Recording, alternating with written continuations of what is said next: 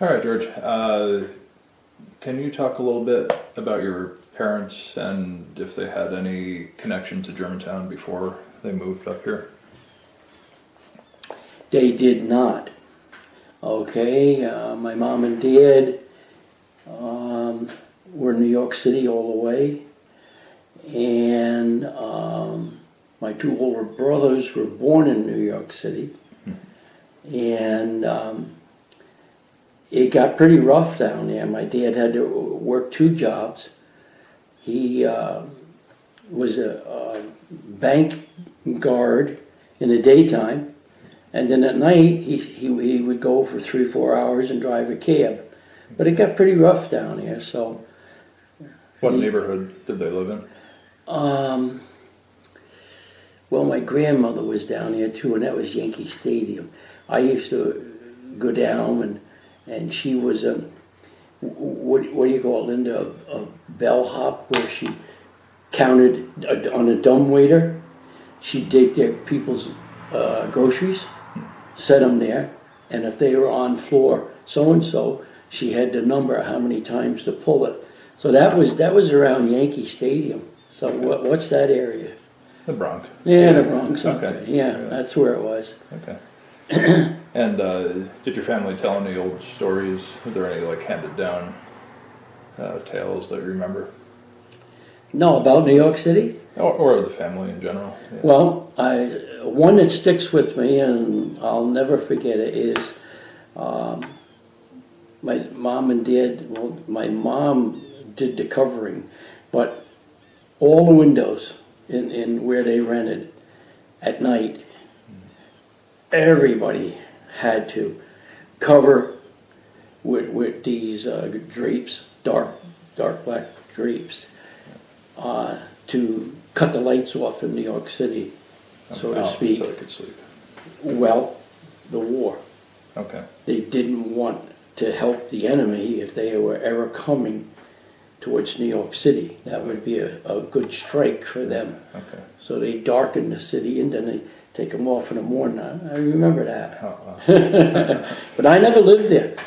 My That's brother right. Frank and I were up here. Okay. So I just lived off that story. Okay. Yeah. And they lived through the Depression.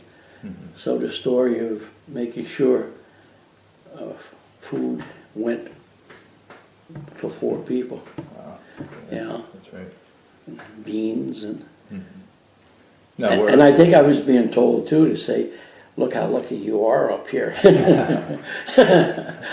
Now, where did they live? Where did they buy a house in Germantown when they came up? Bob went off to Korea, military, and the oldest John, over on East Camp Road, Okay. he bought a house. And I'll tell you why John bought that house.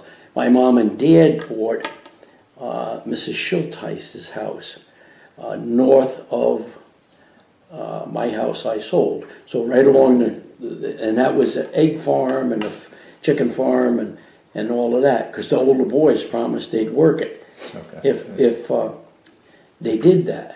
And promises made are not promises kept. Yeah. So, pick cherries and all this stuff, Yeah. So there was a revolt. and then they sold part of the farm and built a house right next to the farm. And I lived in that forever until I built a house on 9G where I live now.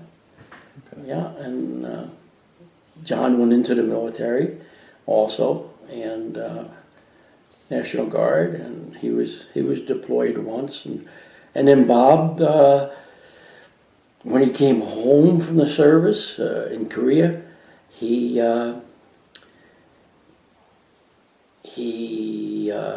got his education, and then he got a job teaching in Dutchess Community College.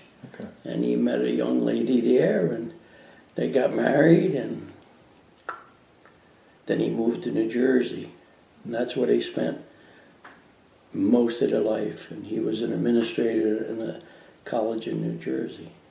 Both of them, Frank too, all 3 out of 4 passed away. Yeah. Yeah, yeah. No, do you have any idea what your parents, why they picked Germantown when they decided to move upstate?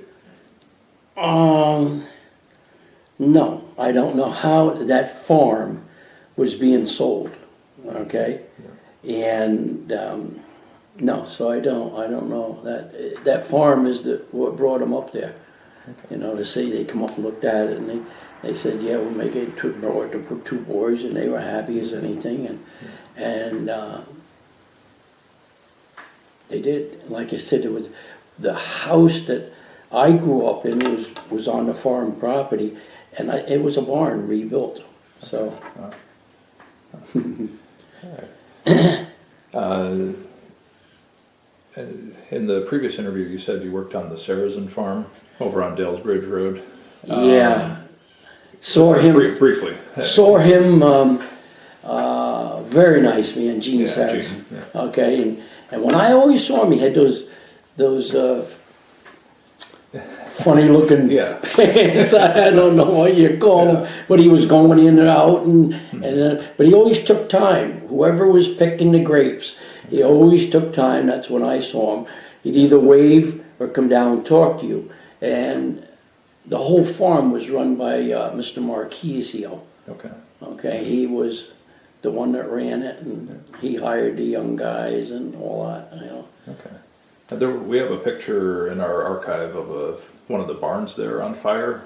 Do you remember that? Oh, I rode in a truck with, I was just a young guy in a fire company, and I rode with Bud Bonesack, the oldest truck we had, and we came around that turn, and it was just unbelievable. And by the time we got to the pond there to help give them water, you could just watch it burn down. Wow. Just watch it burn down. So then the emphasis came, don't let it get to the house. Yeah. And so I was a kid, and I remember that right now, talking to you, coming around and seeing it, and Bud, we ain't stopping that one, Sharpe. You know, it just kept moving. And Bud was a fireman. Hell Yeah. So when Arthur Kelly did inventory of all the graveyards in Germantown back in the early 1970s. Yeah, he was a teacher of mine. Yeah, and he made a mark right near the house, but closer to the road, and I think there was a small family cemetery there. Gene Saracen's? Yeah, on that property. Do you remember seeing a headstone there? Or multiple, possibly would have been close to Dales Bridge Road. Yeah, probably close to the old farmhouse. You know, I better say I don't, but something when the next people that I remember buying it was Kellner's. Yeah. And they redid the house, but they left a little shed, but it had windows in it, and that might have been where the cemetery was, if there was one, because when it was sold, Sarah, what's her name, Kellner sold it. I think they still kept that there. So I'm not sure. I never saw the tombstones, but there was a reason there was a little home with or a little building with windows all around it, and it might have been one or two there. It's not coming back to me. Okay. In the last interview, you talked about one of your other early jobs as a young man at the Lone Star Cement factory. Can you talk a little bit more about what that was like working there? Yeah. My father worked there for years. Okay. When he came up and the farm was not successful, he was lucky to get a job out there, and he worked 3 to 11 shift. We didn't like it because he was unable to come to our softball or little league games, at 3 to 11, and my mother never drove. Oh, okay. But she'd get some people to come down, to the school. What did you just ask? Oh, me? what was it like working in there? What were the conditions okay. like? And, Okay, they made a man out of you. All right. Go clean, come home dirty. Yeah. I put you in what they call the yard gang. And Mr. Geishel, by the firehouse. Yeah. He was our strong leader. He didn't grab a shovel, but they'd have you doing all kinds of work in a group of 10 or 12. And what scared me was every now and then, and quite often, what they burned the cement in the tunnel. Yeah. The expert crew would come in and want to rebuild it, because after a while that all has been burned too many times. Okay. And so us guys would come in and build a wooden ramp out and wheelbarrow the ashes. They were not paper ashes, they were old cement ashes. And that was pretty tough. That was one major thing. Another one to break down was tanks, slurry tanks, big tanks. That same thing, after X number of months running, it's time to shut one down, send the crew in, and most of it, you'd bang the excess slurry. It was hard at that time. It wasn't wet. And had that would drop down the sides, and when that dropped down, and made sure, that took a month to do that, and then come in, build your walkway, and start loading that out. They just didn't have, like today, they probably have conveyors, small conveyors. You open them up and out they come, but that would come out and then put it on the ground, and another. An experienced man that worked there, we were laborers. Yeah. They would take it and put it in a truck and take it and give it to somebody a while. Oh, that was tough. And they were 12-hour days. That's right. And that's why I was there, though, for the money. And they buy you supper. That was pretty cool. Right. Yeah. And working with 10 or 12. And another big thing was,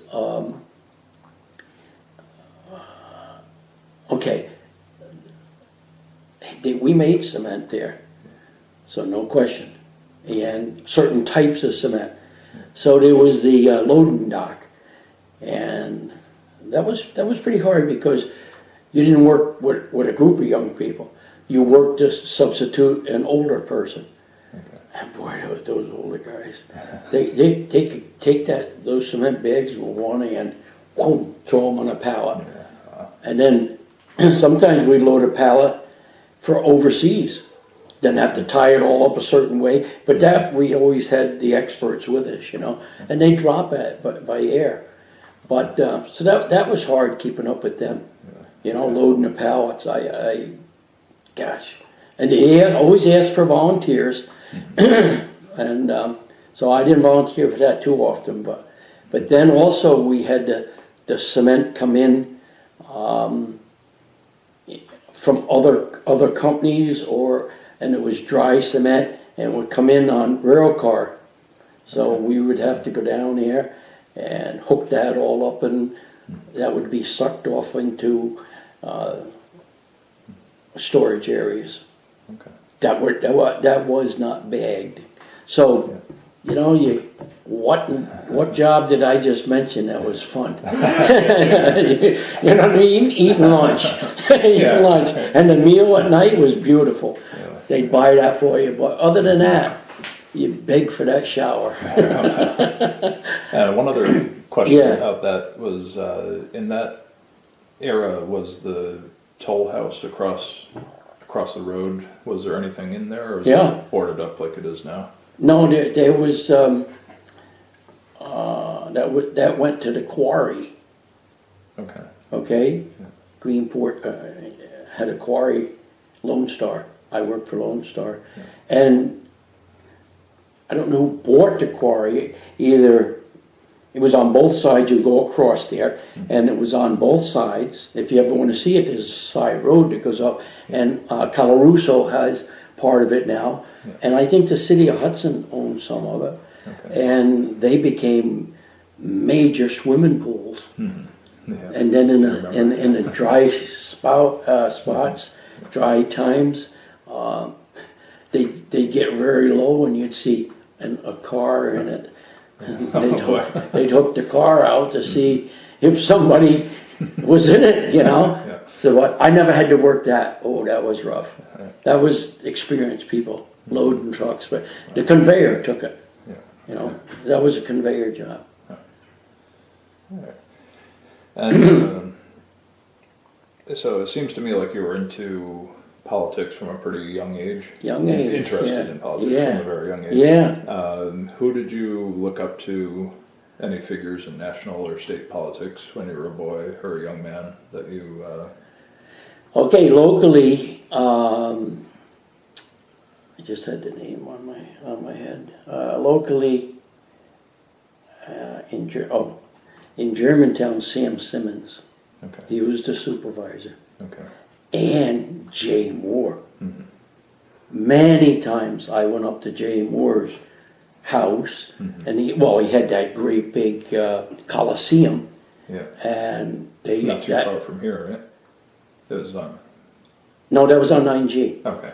That was on 9G, and it's where the bus garage is now. Okay. Okay, and once a year, volunteers would come in there and clean that out, and we'd have a, what did they call it? You know, it was people displayed their goods. Everything was on display. Great big Coliseum, you could walk, and that was there. But he lived behind that, and I would go up, and he was the guy. He was the guy to talk to, and never called me George, called me Sharpe. And even when I was thinking of running, I went out and always had a cigar in his mouth. And he says, I can talk to you now. And we didn't sit on chairs, we sit on apple crates. He sit right next to me, what's on your mind, Sharpe? You know, because he was in for so many years. Yeah. Sam Simmons took his place. But I would talk to him even before Sam Simmons. And then I'd go over and talk to Sam at the Oshkosh Garage, which, who runs that now? Linda, I see him all the time in the store. He comes in, and his daughter-in-law is with the cheerleaders at the school. I see him all the time.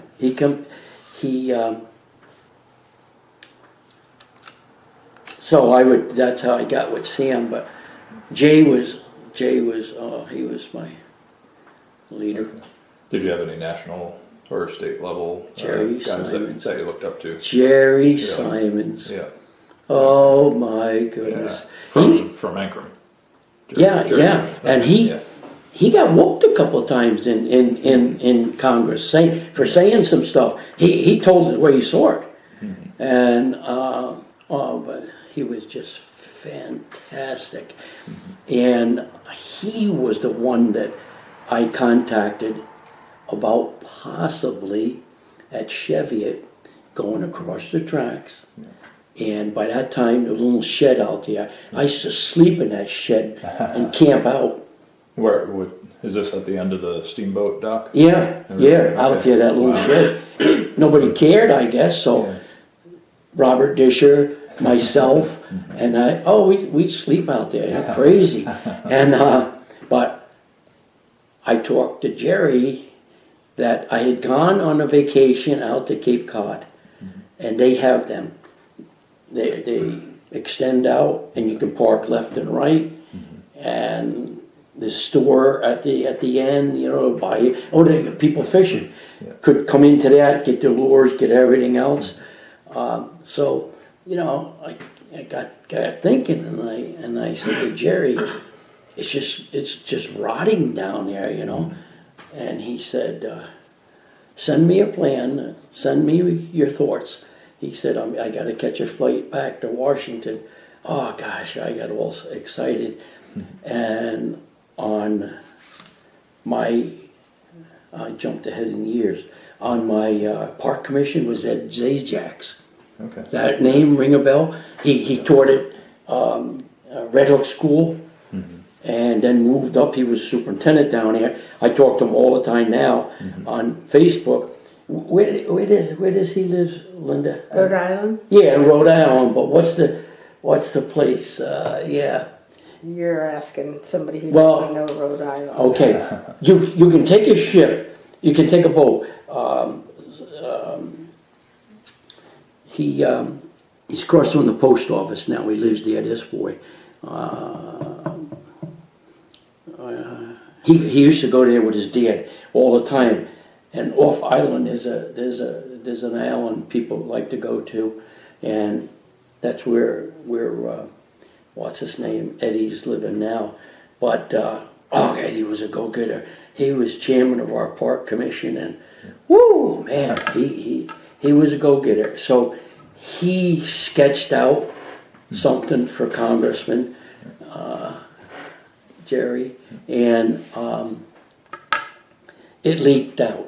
I don't know how it leaked out that Sharpe's looking to do that. And I don't know how you describe to people. I don't want to say to people. Yeah, people from New York City that moved into Cheviot went ape. Really? Oh my goodness!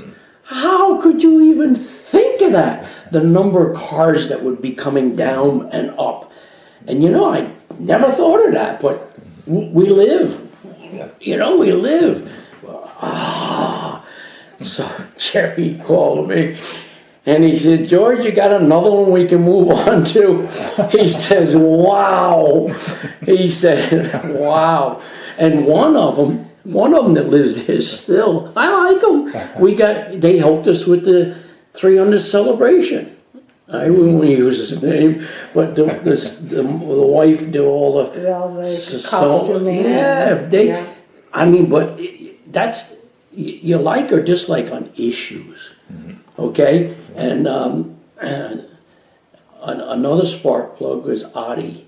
He lived in Greenport. That doesn't make a difference. He was foreman in the highway. He helped us put our haunted hay rides on. We had people come from all over to help. So Bob Adi was there, and now Tim just cut a tree down, and someone, why did you do that? Why did you do that? And you got to be careful. And a quick answer is my property. See you tomorrow. But Now, that development of Cheviot Park, that was 79, 80? Yeah. That fella, it's good to have people mixed up and all over the place. That was Bob Adi again, still working for the county. And the ramp was there, but not blacktop. There was, if you can get a car in and not get stuck. But most of the guys had another truck waiting to pull that one out because you had to get in. It was not deep. It was low tide only. And Bob said, they're ripping up the Rip Van Winkle Bridge and those big slabs of concrete. So I talked to my town board, and I always had a good town board. Dave Harrelson. That's right. Okay, and Bill Forster. George Nellick. My class, and Barbara Salewski. And so talked to them, and they said, well, get some information. Always, George Nellick, always get some information. So, and we never made one person decisions. Okay. And Bob said that he contacted the company that has the contract on the bridge, and they would welcome Somewhere to put it. Somewhere to put it, So down we came with those big things, slabs, and Bob designed a way of putting one section in and then taking all kinds of rocks and building for the next piece to come, maybe 18 inches higher. And boy, that's what we have there now. And fire company loved it. They now have a place to pull out. Things are blacktop or concrete, they're not mud. So that's why, and then like I say, we blacktopped it, and that got us out in the river a little bit more. We had to get all the permission, from everybody, but they got us out in the water a little bit more. And to tell you why, because we found information that the river eroded our property prior to this. Okay. So all we're doing is taking back. So it was good, and our own lifeguards, they volunteered and came down to push the rock under, and Bob Oddie was right there all the time. Other people came with DeWitts, okay. How supportive were they of the park development, being that they lived right across the track? 100%. Good. 100%, okay?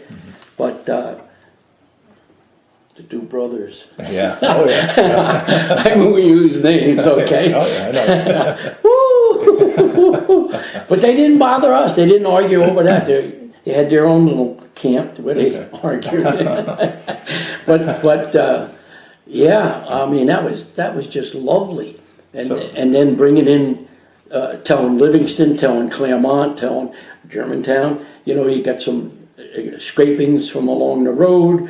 We'll take it. And that was built out maybe 20, 25 feet where they have the sign now. Yeah. Built that all out, nice. But we knew we had to watch that little, people that didn't know would come in, put the boat in and go straight out. And they didn't get very far. You had to cross right there, That's right. So we were criticized, you're taking a crossway out. Well, we took it out enough so two boats couldn't cross there. Yeah. But that's the only way to come in. Cross there and then head for that little shed that was out there. That's right. Yeah. So we were very pleased with that, because there was people that didn't want to go up the anchorage and leave their boat sitting there, and mainly fishermen, and but not always. And so that was a privilege to work with that. Yeah. So, two stories about Cheviot Park that I've heard that I wanted to ask you about. In addition to the concrete from the Rip Van Winkle Bridge, there's two pieces of marble, western front of the shelf that was created by the Rip Van Winkle Bridge concrete. There's two pieces of marble, and I've heard that they were tombstone bases, possibly from the Cheviot Cemetery. Do you know anything about? No. So they would have had to be, no, not at all. I mean, Bob Oddie would never have let us cover them. We'd stop right what we're doing. And no, I didn't hear anything about it. And we loved history. Yeah. And we do, and the wits too. Yeah. They didn't come across and say, get out of here and all this. They were happy to see. Well, too, they sold their codfish and, right? You know what I mean? It's more traffic. More traffic. They even built a little shed on wheels. That's right. And they had that. Bob Oddie, George, can't think of his name. But no, don't remember anything like that. Okay, and then the other story I've been told is that the light pole in Cheviot Park, that there was a wire going from Jack DeWitt's house over to that, and do you know anything about that? So what was the came from your house? Oh, it came from from Edgar's house. Yeah. Yeah. It was dug quite quickly. Okay. Yeah. It was dug. We had the train station, the train circle. So I had to get electrical. Yeah. I had to get it over there. Yeah. So it was done in little sections. Okay. Dig, cover, dig. And, Oh, really? Okay. yeah. Deep enough to not cause trouble or anything. Okay. The other part. That was a DeWitt special. That's all right. That comes off your porch someplace. That's right. Further north than you think. I could, Okay, yeah. yeah. The other part of that story that I've heard is that Edgar was paid a certain amount of money by the town for that electric that was used to run that light. Do you recall anything about that? No, because that would expose the fact that it was there more, you know. Yeah. No. If Edgar got some help, financial help, he got it by an extra load of topsoil or something like that. Yeah.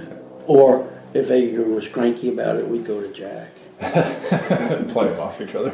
Well, if Jack said something, Yeah. he meant it. Yeah. So he, Jack. Okay. And Jack was super nice. Mm-hmm. You know, he's buried in the little cemetery, you know. That's right. Yeah. And if you go down, you'll see where he's buried. Yeah. I walk by it all the time. Huh? I walk by it all the time. Yeah, well, that's supposed to be back in the Rose. Mm-hmm. But when he comes with his friend and says, I'd love to be buried right there. How do you say, Jack, you gotta go right there? You know? Yeah. So he was cremated, so Oh, that made it okay. real easy. But you'll Yeah. see his tombstone right there, That's right. Yeah. facing that river. That's right. You know.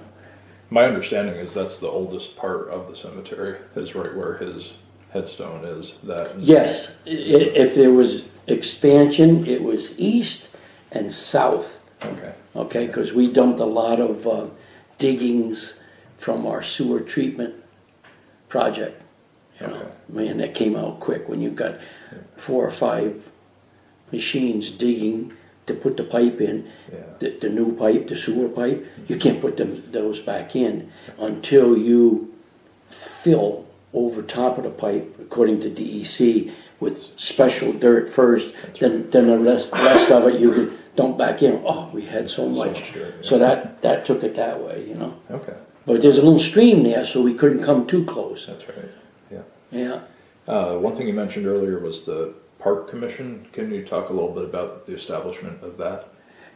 Yeah, I mean, they came to us, you know, Okay. that was Eddie Zajac was the chairman, Yeah. and we had like 25 or 30 faithful people. Wow. And when Eddie moved, Alan Schuenhoff, you remember that name? Yeah. Okay, he was on the school board for years, Right. good friend. He just moved right in, and they treated the volunteers the way volunteers should be treated. Mm-hmm. You know, it's no, we'll tell you when we do it, or you know, no, everything was so open, and that's the only way you get things done. We got done. You got to be so open, and listen to suggestions. So yeah, that's how. I think Neil Berger was on there for a while too, but the ones that stayed the longest was Eddie, and then Alan Schuenhoff. And Alan left because he went on a planning board, but everybody was welcome. There was no what do you call it? There's no resume they have to fill out. You know, if they fogged the mirror and they were decent people, they're on. That's how you got the numbers up, right? Yeah, that's right, and they loved it, you know. Yeah. They just loved serving, Yeah. and we stayed out of it. You know, whoever was chairman, Yeah. ooh, you know what I mean. Okay. You can't have town board members butting in. That's right. Just can't have it. Okay, then the others feel useless, or board members saying, "We'll make a decision and you live by it." Absolutely not. 20-some years I was in it. No way. And if there was a tight issue, put it off. Put it off for a month. Say, everybody think about it. You know, that's the only way you work volunteers. No, make them part of the decision making. Yeah, not just make them feel good when you're all done and they didn't have anything to say and you cut the ribbon. No, No, can't do it. And most of the other supervisors after me were the same way, except one. Oh, Right. can I Sure. ask you about Anchorage Park? Yes. Now, the town's owned that for a long, long time, and the old Half Moon Anchorage building, I believe, came down in 1958. Yeah, you must have pictures of that. Oh yeah, Oh, yeah. Sure, coming around with her plane. Yeah, and they had dancing up top. That's right. And underneath, Yeah. guys could still keep fishing. Can you believe that? Why have one building for one item? Okay, so people could park their boats, but still the guy with the reel and comes down with his family in the pickup with 20 members and they want to fish, you didn't cut them off. Got to do it, you know. And they had a launch, a crank there where you could crank up a small boat and bring it out. Yeah. Did you ever hear that? Or I've see? seen pictures. Okay, it's Yeah. on the right-hand side. And then Bone Sacks owned Yeah. the left side of it there. You know, where the fellow owns now from the town board. That's right. Yeah. And do you recall when that building came down? Do you recall AJ Bonesack? I believe died. He got hit first with the beam when they were taking it down. I was a small kid and I knew Bruce. I grew up with Bruce and Joel, Yeah. fabulous people. Yeah. And that was terrible. Now wait a minute, maybe I shouldn't have said that, because their father, Bud, I think it was a son. Yeah. Yeah, so I went His too quick on grandfather. it. AJ, His grandfather. That's Yeah, right, yeah, and that was so sad. But they were taking it down. Yeah. You know, no more Mrs. Roosevelt coming up or anything. That's right. Yeah. Now what? I guess I could Yeah. ask this about Cheviot too, but what was Anchorage like between that building coming down in 1958 and the dedication of the park, Lasher Park, in 1983? What what was it like down there Well, in that time? it sat dormant for a while because of the death, and then they took the rest of it down, and the park to the left where the board member owns now, they sold that, and we were in no position to buy it financially. It sat there for a long time, and then they took it apart and took it down, and we, the whole group of young people and stuff, we, I think it was donated to us, okay, where there was never a decent ramp or anything. Okay. So, Jerry Solomon again. Okay. And Linda, who was the assemblyman? Oh, Larry Lane. Larry Lane. Oh gosh. Yeah, he helped you out quite a bit in a Oh, bunch of different projects. and he lived in Greene County, but he served Germantown. Oh, these are guys you never forget them. Yeah. You know, like his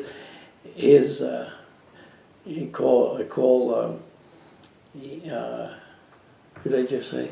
In the Larry Lane? Larry Lane. He was in the state. Who's the other one? Jerry Solomon. Jerry Solomon. Yeah. Thanks. Yeah. And called Jerry, and he'd say, "Yeah, Larry just talked to me." So it just had to be built. You know, it was getting stuck and didn't have a frontage out front, didn't have it deep enough, and you know, I think this happened before you were involved in politics. Anyway, you might have been in high school when the channel was last dredged and some of it was dumped. definitely I saw it happening. Okay. You know, and didn't know what was going on because I was a kid. You know, but they didn't come in there close and dredge that. Okay, we moved our ramps out a little further. Okay. And I think Charlie Lent, Charlie Lent was one of those guys. He just did everything for Germantown. they say when I went over to ring his doorbell, he'd say, but Charlie would do anything for Germantown. Lives in Claremont. He'd do anything. Behind the town hall, he leveled that all out there for a playground. He'd do anything. So I think before any final designs were made, he reached out as far as he could and made it deeper. I don't think there's any complaints now that it's not deep enough. You gotta be careful. No, but I think before those dredge spoils were dumped there, the steamboats could come right up to the old building. I believe. Okay, yeah, In on the side of it, right? Yeah, in the pictures we see from like 1900 or so. Yeah. Your steamboat's docked right up next to it. Yeah. So. Yeah. But then I know the Park Commission started a couple times a summer, boating day. Okay. So guys would come with their little boats, 19, 20 feet long, and it was all free. The Doug Dodge would pull up, and we'd grab, I get pictures of me sitting on the dock. They'd grab that and hold it, and we'd put 3 or 4 people in, and they'd take off for a 12, 15-minute ride. But we had volunteers lined up, bumper to do that. Wow. And then Park Commission had a pig roast down there, and at the same time they were taking those rides, So then that cleared a combination of, I think Larry Lane, really wanted to do it, and he didn't, he didn't ask for federal funds. But they could have, One other thing Anchorage related I wanted to ask you about was you and Larry Lane were both heavily involved in getting the crossing arms established. And at Chevy. At Chevy and Anchorage. Never thought we'd get them up there, right down there. No, or the other way around, 2 boys were killed. Was it Murray? Yeah, good, that's right. 2 or 3 of them. Do you remember the names of the boys? No. Okay. No, but there are people around that do. Okay. Yeah, and the old house still sits across from the Blossom Trail. Okay. You know the Blossom Trail? Well, that was just bought by, he owns, what's his fellow owns 19 houses in Germantown. And Weiss. David Weiss. David Weiss. How do I know this stuff? So he bought it, and they're gonna take it down. Oh, and he bought a bunch of other land. He owns lands all over the place, That's where the Murray boys lived, though. That's right there, right close to the road. Wow. Yeah, but do you remember anything about? Do you know what year was that? And do you remember anything about that? Bruce Bonesack. Okay. He's got the pictures. Okay. He got the pictures. Yeah, I don't know. Lenny Helsley passed away. Anybody in the fire company? That was quite a while ago. Okay. 2 or 3 of them at the same time in the car. I'm not sure.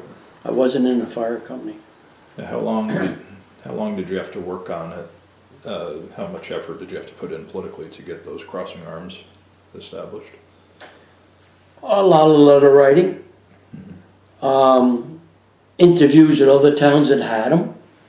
That's that's kids talk. Billy's got it, why can't I get one? So that's what we did. Okay. And Larry, you get Larry. Yeah. So he went down there. See that picture of him coming down there? Right. Yeah. And George Nellock was standing there. Oh my goodness, George Nellock, board member. And I know somebody said, maybe it was Larry, if we're gonna do it, let's do North Germantown too. Woo! Yeah, man. While I'm on the subject, can we talk a little bit about Lower Main? Yes. I barely remember the old rail siding that came in and serviced the old co-op. Sure. There. Sure. Do you remember that? I think you were supervisor when that was pulled up. Well, before that, 2/3 of the way down, Crawford had his lumber sheds. Right. Yeah. And I just met with Terry Funk, we had supper, and his brother Marty. Yeah. And as kids, that was the meeting place to play catch the red flag, okay? Yeah. And we climbed through those places down there. How we didn't kill ourselves, but they were taken down. And then the one at the bottom of the hill where the lawyer who has previously passed away and his wife, they bought that, but that was still there when I was in. And both storages burnt, but Yeah. the one to the north was wicked. That's the one that eventually collapsed Yes. towards the end. Yeah, yeah. Yeah. Yeah, that was a white one, the other one was a red one. Yeah. And so what did you ask me now? Was there any controversy over the rail siding being pulled up No, down there? no, not that was before me. But Okay. you didn't hear it? No, because where did the people come for? Yeah, that's true. Yeah. It might have been now, say, oh gosh, we could have got off there instead of That's true. Rhinebeck, but no. Now, do you remember when the last train station down there on Main Street, when that building was taken down? The actual train station? No. So, No, that was a long time before me. okay. And do you remember even when you were a little kid, do you remember there being an at-grade crossing there at Lower Main Street? For cars? Yeah. Yeah. But very stingy, not what, Not very nice. No. Yeah. Well, there's people down here now that, want to put the boats across there and everything. And the enemy is that state waterfront committee that, and we've been fighting that for a long time. And I remember going down to Hyde Park and they were having the trouble. And I spoke and said, they're going to tell you it's going to become a dump. They're going to tell you this, they're going to tell you that, the feds, and tell them they're wrong. And send them to Germantown. And that's what you have to do, And in the audience, there was a couple, wanted to take me on. And I said, there's no sense arguing, just come up to Germantown. It's a poor man's park. It's exactly what that Hudson River is. And you could sit there and watch a pickup truck, mom and dad in the front, and 4 or 5 kids in the back, and the poles sticking up. Every night after work, come down and cross at Cheviot and go either way. And go either way, And they blocked going north and put on their own, they did. And put gates up and everything. And Rich O'Leary, you remember that name? Yeah. O'Leary? Yeah. He called me one time and he said, I don't like those fences. We can't go up there fishing or anything. I said, I don't like them either. He says, okay, 3 o'clock tomorrow morning, we're going to remove them. I said, I'll join you. So I went down. I was supervisor. Oh, wow. Crazy. I went down. They had Jeeps. They made a nice pile. They ripped it all down, piled them up. About 4 o'clock, we get down to Cheviot, did the same thing. Really? What year was this? I can't remember. But So after your supervisor? yeah, oh yeah, Wow. and the troopers would come. And they'd say, you know anything about those? I said, no, because they were an obstruction to get to the river. And half of those troopers loved Fish it. there, too. Yeah, and loved it, And then when O.C. Trimble, he had your house. No, he had the house. Oh, that's right, one up. Yep. Clyde DeWitt's old house. Yeah, he would mow, mow at the Anchorage. Before Velarde, he was an attorney, he and his wife, they loved the boy that was killed, Ernest. Oh, yeah. And he came to us through somebody, I don't know, and we met, And he said, I'd like to give that, my wife wants to give that piece of property in memory of, so you know where the monument sits? Yeah. That's the property I'm talking about. We only own the parking lot. That's And I right. said, oh, amen, brother, And Benji went out west, but he came back, and they did all the paperwork, and we got that. But, I mean, that river is everything. And now they're trying it again, That's right. trying to close it again. I don't want anybody to get hurt, Yeah. but don't start that stuff. You're gonna put a fence up from Albany to New York because they want the fence up, and especially with the gates now and the horns and no, we don't have too many people trying to beat it across, but then they put those gates up again, and I wasn't involved the second time, but down they went the second time. You kind of love that, Right. Wow! I'm here from the government, and I'm here to help you. Oh, you crazy? Larry Lane is, Jerry Solomon is. They're from the government, and they're here to help us. They're our elected government, but there was other guys. I'm from the government, and I'm gonna here to help you now. No. So it was fun. It was fun growing up down here. What do I say about next? So when you were town justice, back then town justice was on the town board as well. And so in those years, and then in the early years of you being supervisor, did you lean on anybody in particular for advice on what to do when it came to political decisions? Jay Moore, Yeah. Sam Simmons. Yeah. But Jay, take that cigar out. Sitting on a crate. Yeah. Oh, here's how I look at her, Sharpe.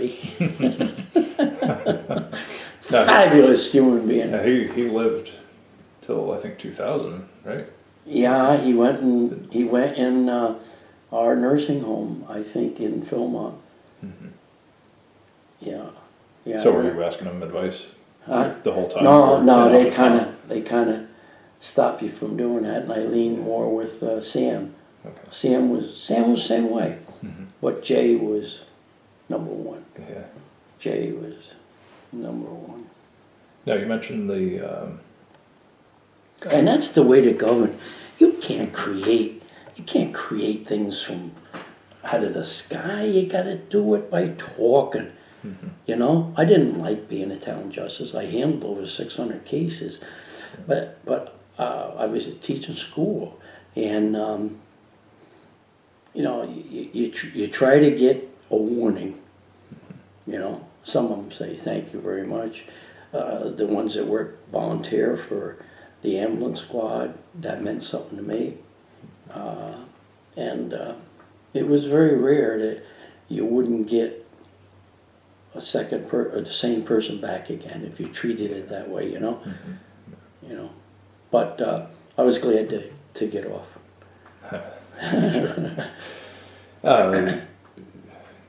Can you just recap quickly who you ran against for supervisor in all your elections through the years?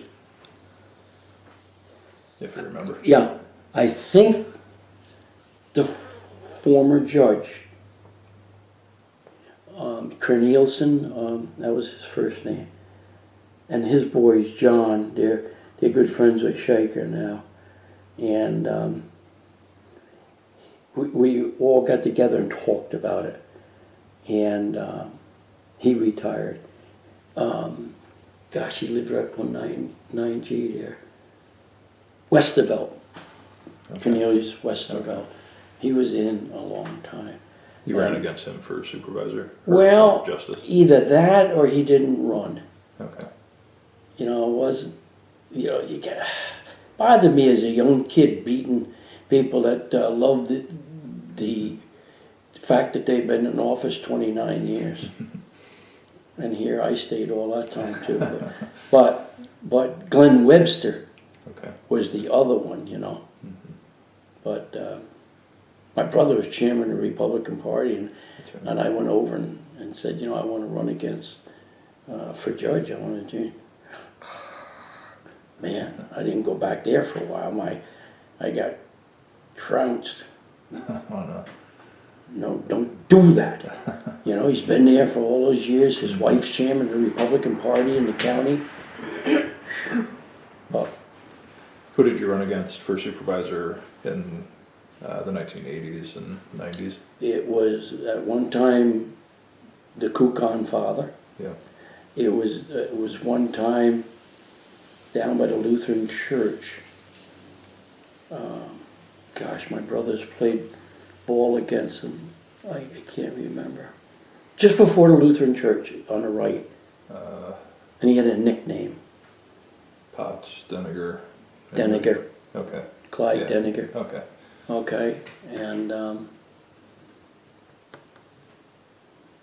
yeah, it was 2 years when I started, then they switched it to 4, which is nicer. But nah, I think that's the only 2. You were unopposed in some. Yeah. That's nice. That's much easier that way, isn't it? Whew, yard signs. Don't have to use them.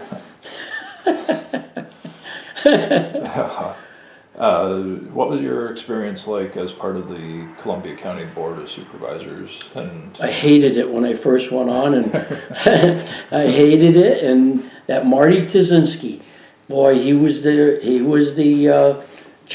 not chairman of the board. He was chairman of Republicans, Yeah. And boy, he got me out of hating it, and because I felt there was other ways of helping Germantown, and I get blamed for it. But you're only on here for Germantown. I'd say, oh, come on. But when they walked away, you're damn right I am. And Don Klein, working with a man like that, and Jerry Simons. Yeah. Oh, what a privilege. I was going to ask you about him, Jerry Simons from Ankrum. The most honest man I ever met. And dedicated and guaranteed, and he ran the textile plant there. Yeah. And we still were out at Dales Bridge swimming, our swimming program. At one time, everything turned all red. Somebody said, that's coming in, okay? I remember that, yeah. So I saw Jerry, and he said, you know what he said? I'm so sorry. Let's get it tested. Got it tested. Yeah. It was that. And then they said, the rest of the summer, you can't use it. Jerry put 2 buses there, morning and afternoon. Took the kids to Oakdale. Wow. Okay. That's the kind of man he is. Wow. He So passed away. It was declared they couldn't swim there the whole rest of the summer. Oh, yeah. Wow. Oh, yeah. Because I've heard about that. Yeah. What a man. You knew him, Linda. Jerry. No, I really didn't. When I came 15, 16... Oh, you knew Donnie. Oh, I love Donnie. I knew Donnie from up at Lithgow Church. Yeah, wonderful people. Donnie was with him wherever he went. Really? Donnie, it was Donnie. Well, they vacationed together. Yeah, they did. They spent a lot of time together. A lot of respect there, I was number 3, and they liked me, but it was not as thick as that. The nice people just... Did you said you started to like being on the Board of Supervisors a little bit more as time went on? And No, I don't think I said a little bit more. Okay. All right. Even.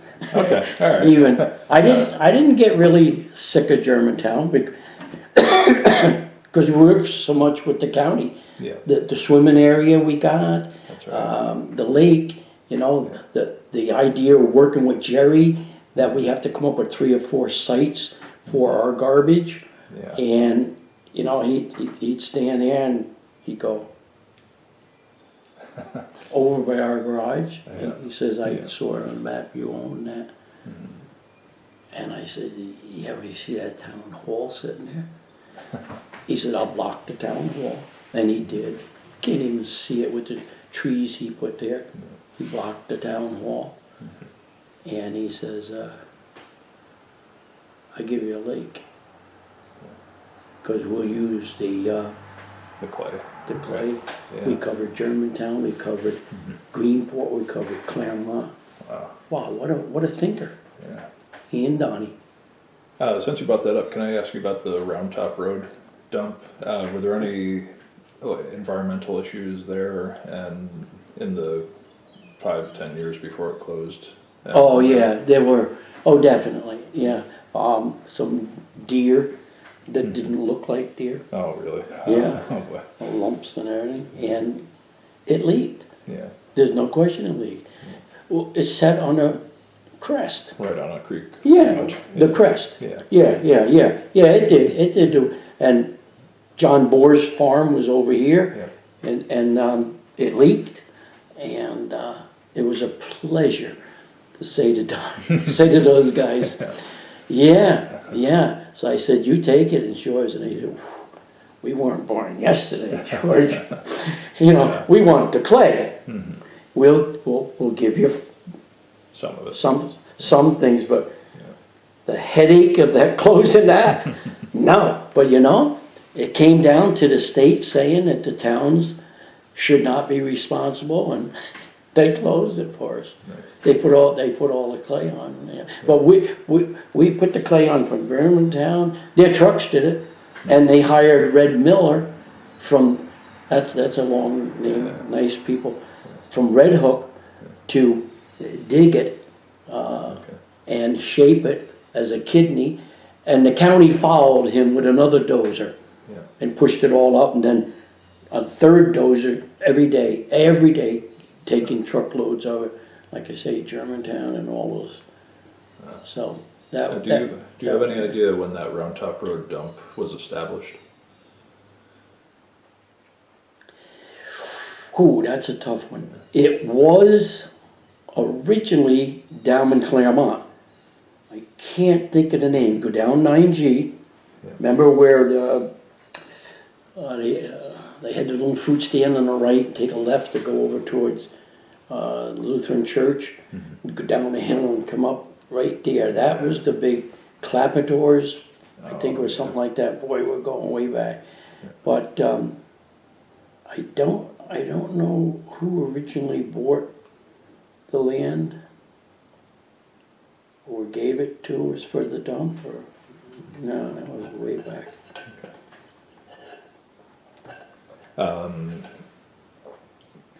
Let's talk about the Eckerts who were here at the parsonage. What were they like? Can you describe Mr. and Mrs. Eckert? Wonderful people. In charge.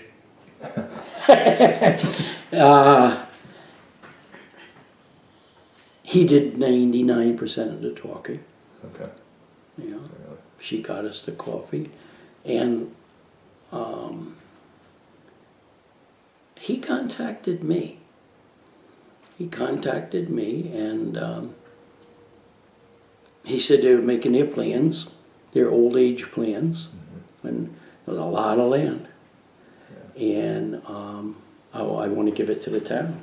So we didn't beg him. Beautiful people. She didn't say a word. And he, downstairs sitting there, right here, downstairs, he had his little workshop. And we talked for quite a while. And then we brought our attorney in. Can't think of his name now. Nice person. Moved up from New York and lived over by Glen Webster. And they got along fine. And he gave it to us in sections. He crossed the road here where that house was. That was a big section. Over to Maple Avenue. Yeah. I can show you where it starts at Maple Avenue and down and things like that. And he never had demands on what we're going to do with it for the kids, just for the kids, So one of the first thing, Bruce Bonesack was on our park commission. He got some equipment coming. We opened up where our ball fields are. We could see here. Looking at it was nice, And Mr. and Mrs. Eckert had a pond right there, and I don't know if it's closed in now or open. We had that, and it just went fine. And he got sick so quick, And he had given us all that over there, all behind the activity building. Yeah. That was a separate 35 acres. I mean, no questions asked, paid the expenses, the legal expenses. Did the parcel of land behind the parsonage here ever come up in those discussions too? Oh, yeah. Okay. Oh, yeah. And 12 acres or 20 acres. I hear it's 21 acres now. Yeah. And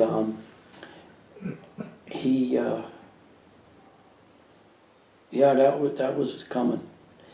We were asked as a town board to come up with some ideas what you could use it for.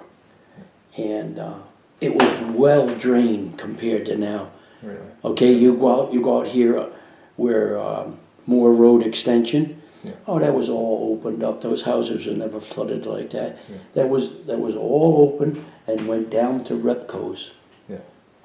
And once it hit Repco's, underneath, down, and down to the creek. Mm-hmm. And the creek went north and goes under there where the Blossom Trail was. So we get it, that's the way the town always had it. And then it started growing up. Oh, Tommy Bauer started mowing it for us in anticipation. Okay. Yeah, Tommy Bauer, he was on the park commission. Boy, it looked beautiful. Oh my goodness.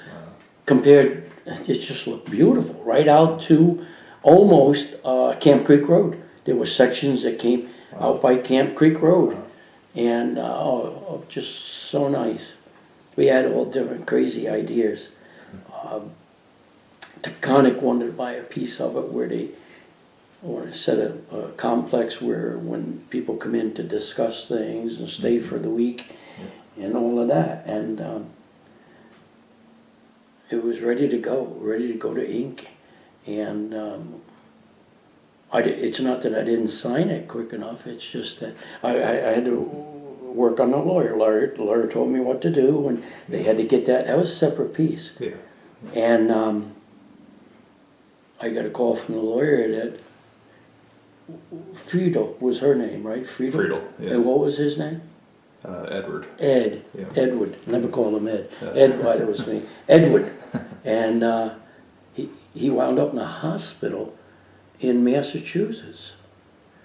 And he called me. And he says, get your lawyer quick to get over here. Yeah. And it didn't happen quick enough. And I said to the lawyer, I want to go over there. Can you get me the papers? He said, don't do that, George. Don't do that. If he survives, we'll do it. To get a contract signed at someone's deathbed, I won't represent you. It took me a while to think about that, but so he passed. And then I met with her. And she said, now I'm in charge. Oh, yeah. Okay. All those years that she, you know what I mean? Yeah. And she says, that's going to Bard College. Wow. And there was another little chunk.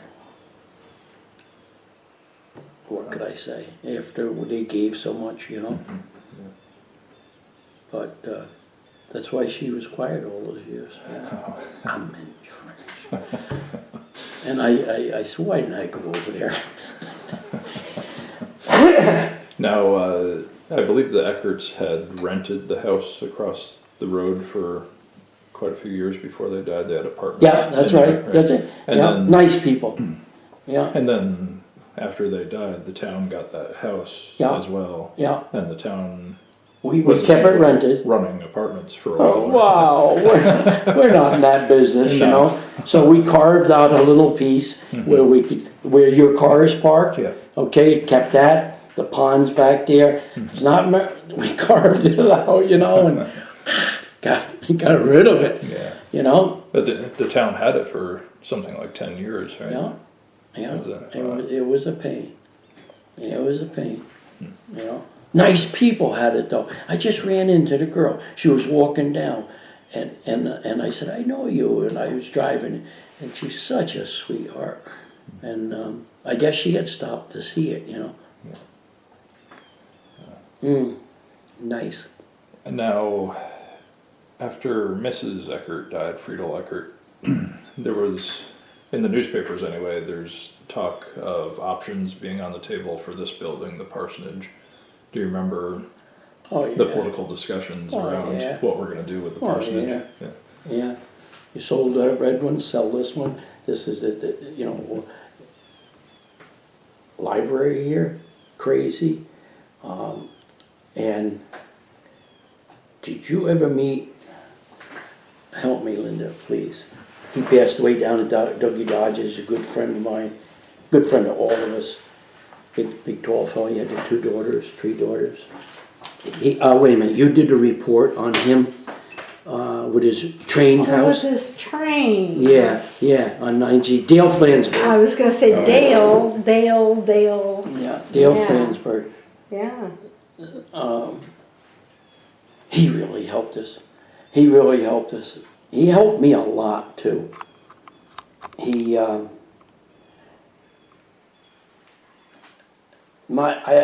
I would get my back up a little bit and say, let me argue this crowd. Mm-hmm. And we had a meeting, and Rich Von Drossen was wide open for an argument, and it didn't go good, and Dale came right to me. He says, George, you're not going to win this through argument. And he says, ask for explanations. Because I couldn't believe that somebody, we wanted to put the library here. And it worked out. It did good. Rich was always a strong-minded fellow in the fire company. He was, but I started that, and Dale helped me, and other board members. Now George Nail was a little different. He was one of my best board members, and he'd confront. Mm-hmm. And so that's what Dale's saying not to do.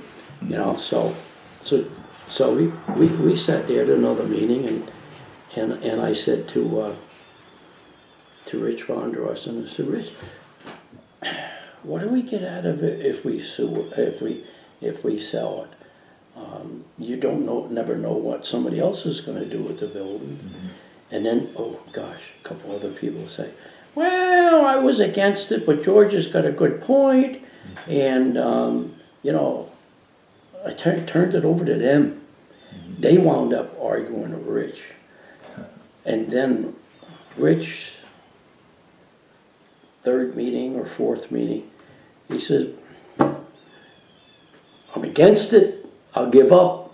Let's see that you keep it nice, and so on and so forth. I said, got my promise, Rich, and so we got it. Turned it into a library. Yeah, right? I have a research library over here. Yeah. Who? Yeah, there's a research library in here now. Oh, and Mrs. Ritter. Yeah. Oh, Marguerite. Yeah. Loved her. Oh, loved her. She'd whisper to me, put her arm on me, and opened it up on Saturdays. Mm-hmm. That did it. Whoa. Just opening it up. Mm-hmm. And one of the best things we ever did, best advice I ever took, Dale Flansburgh. He always was an advisor. He was. I didn't ask him to be. I just loved him. But now, how serious would you say was the opposition? The pressure to sell this property when the time came? Well, we'd get 30 or 40 people, and 10 or less. Mm-hmm. Those 10 or less are the loudest. Yeah. They're the loudest, And I learned from that, I learned from that tell us ABC, what's, they didn't even want to listen to our options. And then a couple in the audience says, Rich, give it a break. Let's hear what they have to say too. Mm-hmm. Boy, when you get that, That's nice, you know? So, I didn't lose too much sleep over it. It was a good move, yeah. It was, oh gosh, it was a good move. It was a good move. To see the building used and downstairs it was all cleaned up.